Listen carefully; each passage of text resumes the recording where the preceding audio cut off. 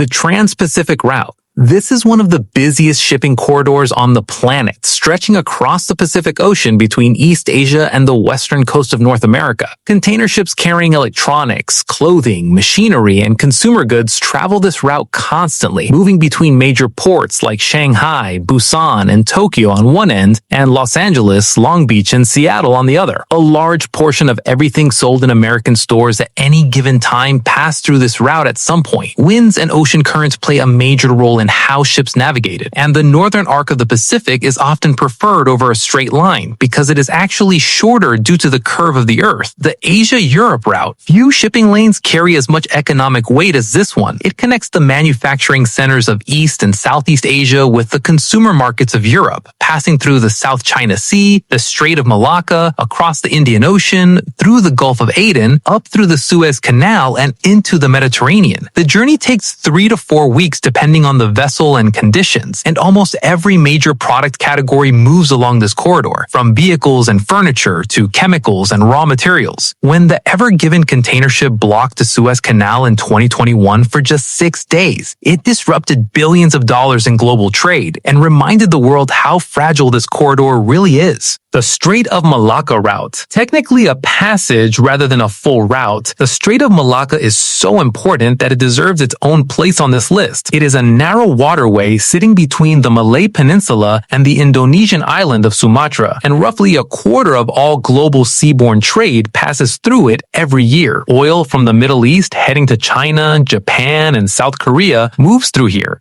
and finished goods travel back in the other direction. At its narrowest point, the strait is only about 2.5 kilometers wide, making it one of the most strategically sensitive places on Earth. Several navies actively patrol the area to keep traffic moving safely. The Transatlantic Route. Connecting North America with Europe, this route has been in commercial use for centuries and remains one of the most active in the world today. It links ports like New York, Baltimore, and Halifax with Rotterdam, Hamburg, Antwerp, and Felixstowe, carrying automobiles, pharmaceuticals, aerospace components, agricultural products, and general manufactured goods in both directions. The North Atlantic can be a harsh stretch of ocean, particularly in winter, and ships must plan carefully around weather. Trade between the United States and the European Union remains one of the largest bilateral economic relationships in the world, and this route is a central reason why.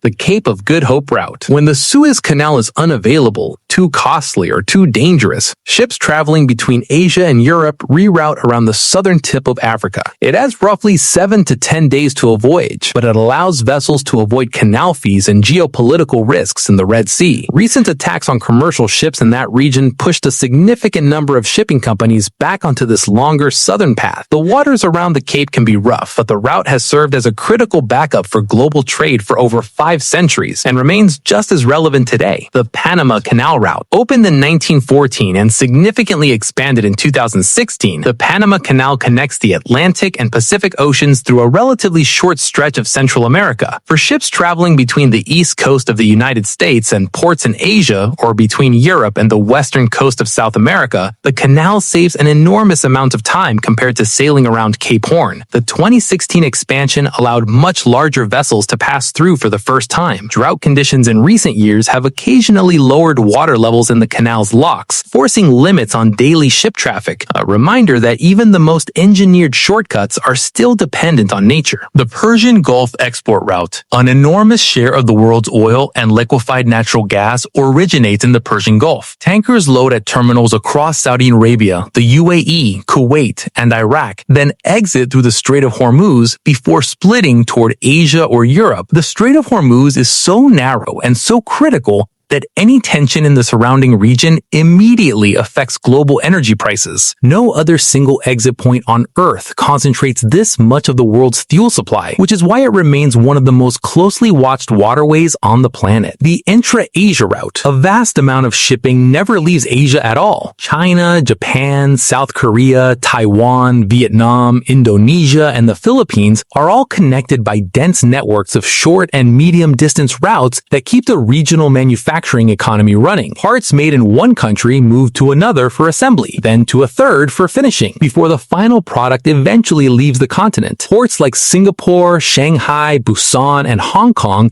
serve as the main sorting hubs for this constant flow of cargo. The volume of trade moving within Asia alone rivals many of the world's major intercontinental corridors.